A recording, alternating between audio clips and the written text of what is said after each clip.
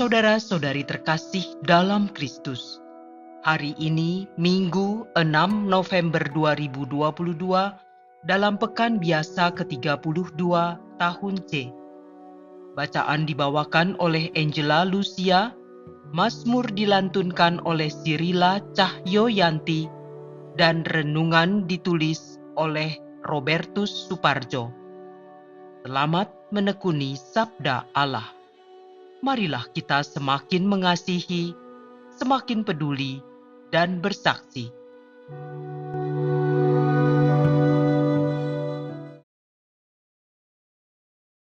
Dalam nama Bapa dan Putra dan Roh Kudus. Amin. Allah Bapa sumber kehidupan, kami bersyukur kepadamu karena hari ini Engkau masih memberi kami kesempatan untuk merasakan kasih-Mu. Engkau telah memberi kami kesempatan untuk beristirahat, untuk memulihkan tenaga kami, menyegarkan pikiran kami, dan melindungi kami dari berbagai hal yang akan mencelakakan kami. Kami bersyukur atas hari baru yang boleh membawa kesegaran bagi kami dan keluarga kami.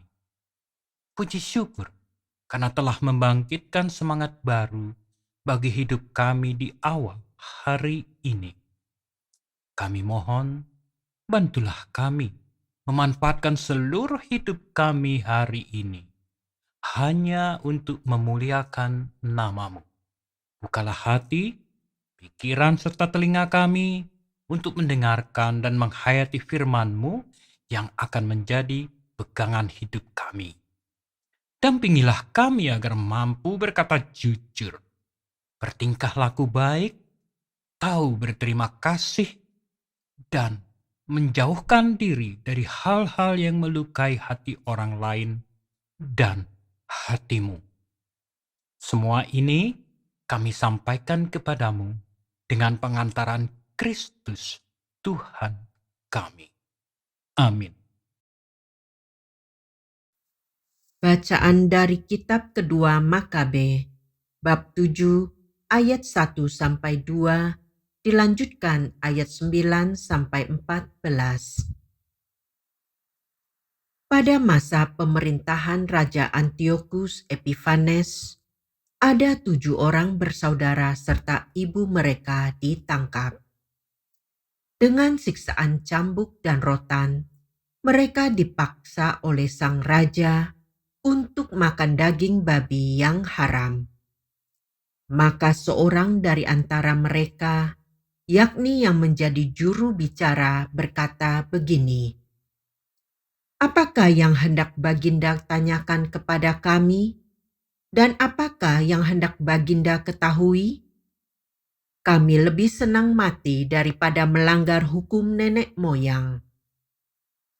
Ketika anak yang kedua hampir putus nyawanya, berkatalah ia, "Memang benar bangsat, engkau dapat menghapus kami dari hidup di dunia ini, tetapi Raja alam semesta akan membangkitkan kami untuk kehidupan kekal oleh karena kami mati demi hukum-hukumnya." Sesudah itu, anak yang ketiga disengsarakan. Ketika diminta, segera dikeluarkannya lidahnya, dan dengan berani dikedangkannya tangannya juga. Dengan berani ia berkata, "Dari surga aku telah menerima anggota-anggota ini.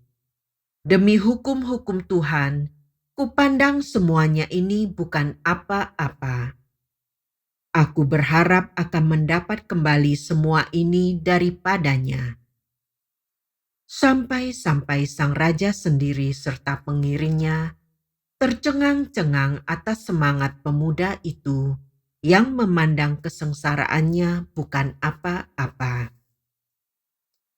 Sesudah yang ketiga berpulang, maka yang keempat disiksa dan dipuntungkan secara demikian pula. Ketika sudah dekat pada akhir hidupnya, berkatalah ia, "Sungguh baiklah berpulang oleh tangan manusia dengan harapan yang dianugerahkan Allah sendiri, bahwa kami akan dibangkitkan kembali olehnya. Tetapi bagi Baginda, tidak ada kebangkitan untuk kehidupan." Demikianlah sabda Tuhan.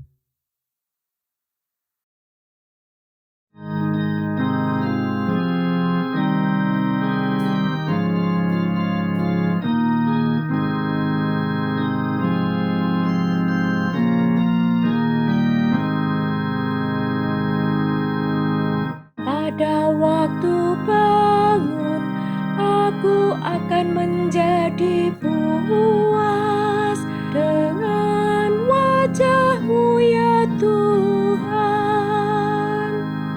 Dengarkanlah Tuhan pengaduan yang jujur. Perhatikanlah seruanku. Berilah telinga kepada doaku, doa dari bibir yang tidak menipu. Pada waktu bangun, aku akan menjadi puas dengan wajah-Mu ya Tuhan. Langkahku tetap mengikuti jejak-Mu, kakiku tidaklah goyah. Aku berseru kepadamu, karena Engkau menjawab aku ya Allah. Sendengkanlah telinga-Mu kepadaku, dengarkanlah perkataanku. Pada waktu bangun, aku akan menjadi puas dengan wajah-Mu ya Tuhan. Sembunyikanlah aku dalam naungan sayap-Mu. Dalam kebenaran akan kupandang wajah-Mu.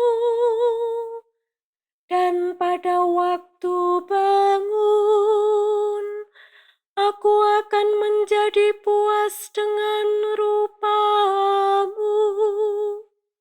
Pada waktu bangun, aku akan menjadi puas dengan wajah-Mu ya Tuhan.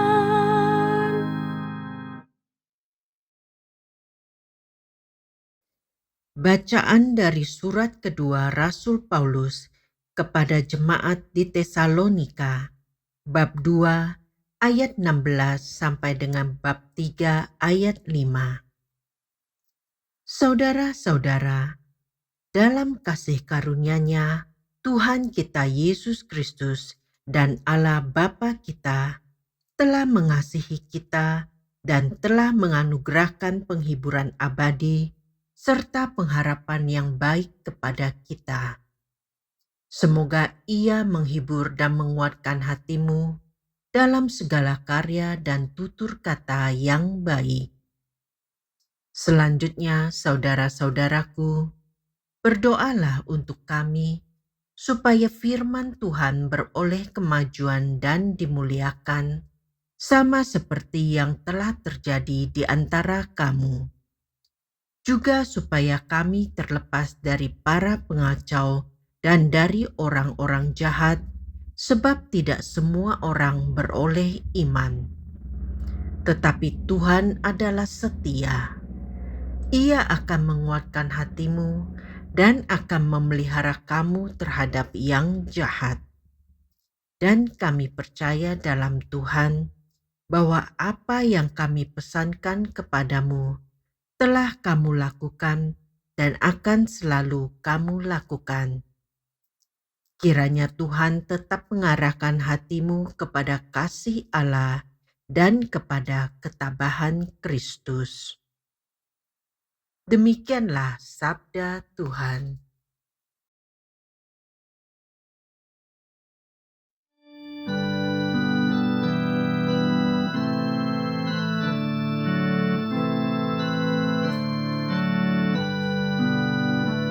Haleluya, haleluya, haleluya.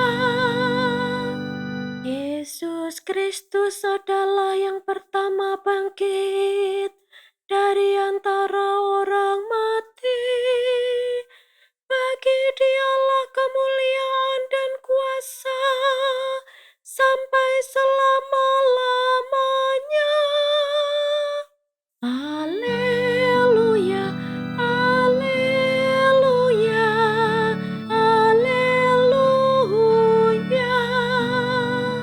Haleluya, haleluya, haleluya.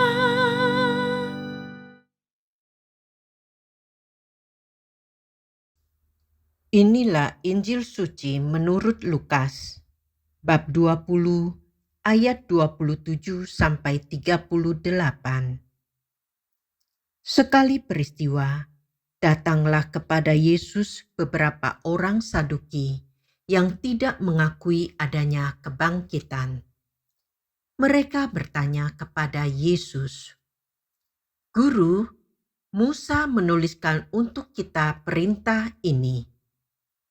Jika seorang yang mempunyai saudara laki-laki mati meninggalkan istrinya tetapi tidak meninggalkan anak, maka saudaranya harus kawin dengan wanita itu dan membangkitkan keturunan bagi saudaranya. Adalah 7 orang bersaudara. Yang pertama kawin dengan seorang wanita, lalu mati tanpa meninggalkan anak. Lalu wanita itu dikawini oleh yang kedua dan oleh yang ketiga, dan demikianlah berturut-turut oleh ketujuh saudara itu. Mereka semuanya mati tanpa meninggalkan anak. Akhirnya wanita itu pun mati. Bagaimana sekarang dengan wanita itu? Siapakah di antara orang-orang itu yang menjadi suaminya pada hari kebangkitan? Sebab ketujuhnya telah beristrikan dia." Jawab Yesus kepada mereka, "Orang-orang dunia ini kawin dan dikawinkan, tetapi orang yang dianggap layak mendapat bagian dalam dunia yang lain itu dan dalam kebangkitan dari antara orang mati, tidak kawin dan tidak dikawinkan. Sebab mereka tidak dapat mati lagi. Mereka sama seperti malaikat-malaikat dan menjadi anak-anak Allah karena mereka telah dibangkitkan. Tentang bangkitnya orang-orang mati, Musa telah memberitahukannya dalam nas tentang semak duri, di mana Tuhan disebut Allah Abraham, Allah Ishak, dan Allah Yakub. Ia bukanlah Allah orang mati, melainkan Allah orang hidup, sebab di hadapan Dia semua orang hidup." Demikianlah sabda Tuhan.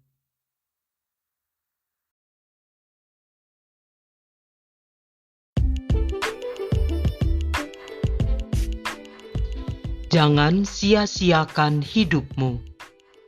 Renungan dibawakan oleh Nikolaus Cipto.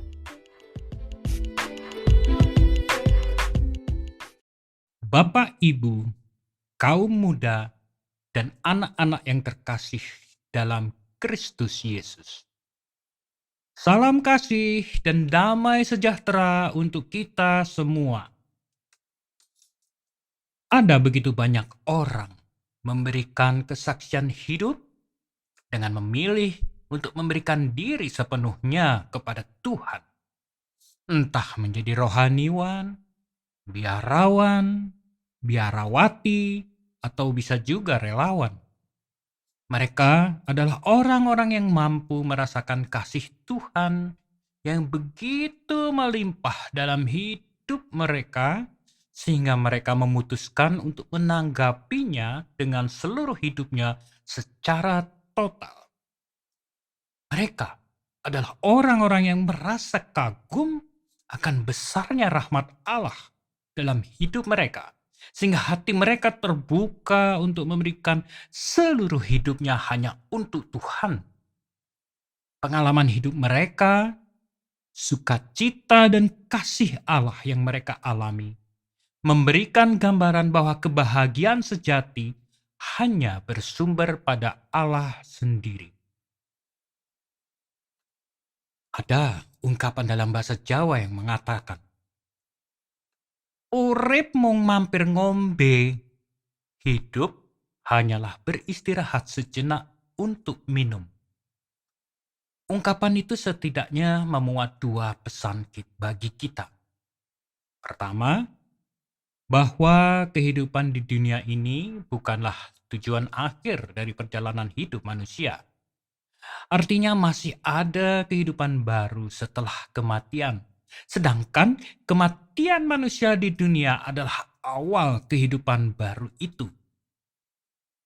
Kehidupan baru itu berisi konsekuensi ketika hidup di dunia. Apa yang didapat dalam kehidupan baru itu tergantung dari apa yang diombe selama hidup di dunia. Apa yang kita tanam, itu pula yang akan kita petik. Kedua, kehidupan di dunia ini hanyalah sementara. Diibaratkan hanya mampir untuk minum, kemudian melanjutkan perjalanan. Namun, meski sejenak kehidupan yang sementara itu menentukan bagaimana kehidupan kita setelah di dunia. Waktu yang sejenak itu menjadi kesempatan untuk mempersiapkan perjalanan panjang selanjutnya. Hidup ini adalah kesempatan. Jangan sia-siakan waktu yang Tuhan beri. Hidup ini hanyalah sementara.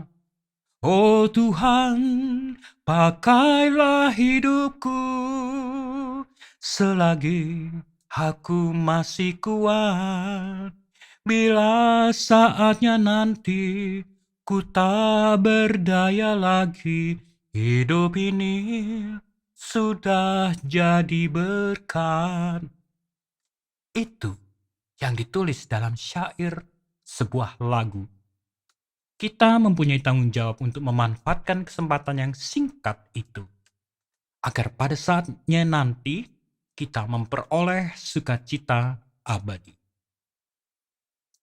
Bapak, Ibu, kaum muda, dan anak-anak yang terkasih dalam Kristus Yesus. Pada bacaan pertama, Makabe menunjukkan sekelompok orang yang ingin hidup dan melihat nilai iman jauh lebih tinggi daripada hidup di dunia. Dalam situasi sulit yang mereka alami, kelompok ini yakin bahwa Roh Allah akan menolong dan membantu mereka kalau mereka hidup benar sesuai dengan hukum nenek moyang mereka. Makabe menunjukkan kepada kita bahwa perjuangan melawan penindasan yang berujung pada kematian tidak melunturkan keberanian dan semangat iman orang pada masa itu. Makabe memberi kesaksian bahwa sejak zaman nenek moyang, yaitu Musa, orang Israel telah percaya kebangkitan. Ada kebangkitan orang mati. Yahweh lah yang membangkitkan orang mati. Supaya seseorang yang memperoleh hidup kekal, mereka perlu hidup taat terhadap hukum Tuhan. Apapun situasi dan kenyataan yang dihadapi, jangan pernah meninggalkan Tuhan. Pada bacaan kedua, Paulus memberikan kepastian bahwa Allah akan selalu menganugerahkan penghiburan abadi dan roh pengharapan kepada orang yang percaya kepadanya. Allah akan senantiasa menemani dalam seluruh situasi hidup manusia. Allah yang adalah setia akan selalu menguatkan hati kita dan memelihara kita dari ancaman yang jahat. Saling mendukung dalam melakukan hal-hal positif dalam hidup adalah cara paling konkret untuk mencapai perubahan. Di saat orang saling mendukung, apapun model rintangan yang dihadapi atau bakal dialami, pasti selalu ada cara untuk mengatasinya. Semua itu terjadi karena Tuhan selalu menyertai kita. Tuhan akan memelihara dan melindungimu terhadap yang jahat. Tuhan sendiri menjadi jaminan bagi orang yang selalu melakukan perintah Tuhan dalam hidupnya. Dan dalam bacaan Injil, kita dapat membaca bagaimana Yesus menanggapi pertanyaan beberapa orang Saduki. Yesus menjawab dengan membuka pikiran mereka bahwa orang-orang dunia ini kawin dan dikawinkan. Tetapi mereka yang dianggap layak untuk mendapat bagian dalam dunia yang lain itu dan dalam kebangkitan dari antara orang mati tidak kawin dan tidak dikawinkan. Mengapa? Sebab mereka tidak dapat mati lagi. Mereka sama seperti malaikat-malaikat dan mereka adalah anak-anak Allah karena mereka telah dibangkitkan. Itulah makna kebangkitan. Ketika kita telah dibangkitkan, kita tidak membutuhkan hal-hal duniawi yang serba sementara. Hidup kita telah kekal sempurna. Kita akan hidup bahagia beserta para malaikat yang siang malam memuji, melayani Allah. Itu pula yang membuat para kudus, para suci, para martir berani menyerahkan hidupnya secara total kepada Allah karena mereka mengimani ada jaminan kerajaan Allah bagi mereka. Apakah kita sudah bersikap lepas bebas terhadap hal-hal duniawi untuk memperoleh kebahagiaan kekal itu? Seperti dikatakan di atas, urip ibarate urip mung mampir ngombe. Mula wong sing tekun bakal oleh tekan lan bakal tekan penjangkane. Hanya orang yang tekun akan memperoleh pegangan dan tercapai apa yang dirindukan, dicita-citakan. Oleh karena itu, marilah kita maknai setiap langkah hidup kita, setiap detik waktu kita, agar berkenan pada Allah di surga. Berkah dalam. Marilah berdoa. Allah Bapa yang maha murah dan maha baik. Semoga firman-Mu yang kami dengarkan dan renungkan hari ini menjadi pegangan hidup kami hari ini. Ajarlah kami untuk selalu menjadi anak-anak-Mu yang mampu memanfaatkan setiap kesempatan hidup kami untuk memuliakan nama-Mu.